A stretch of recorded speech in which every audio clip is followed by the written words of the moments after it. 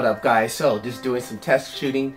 If you didn't know that, now FilMiC Pro integrates with the Smooth 4. There's a little option inside of FilMiC Pro. You can select the Smooth 4, and you know, the circle dial in the middle controls my exposure. I can still do my focus, and super fantastic. I'm so happy. Like literally during this whole video, I only had to touch the phone to review my video, and that was it. I used the buttons on everything.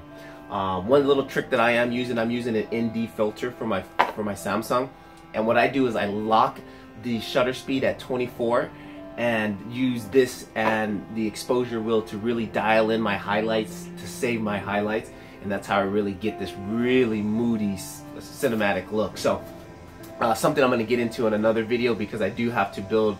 I made a little counterbalance system because it was a little heavy for the Smooth 4, but you know, hey, I'm still smiling, big cheesy smile on my face. But anyways, guys, just doing some practice shooting. Hope you guys enjoyed this little quick video.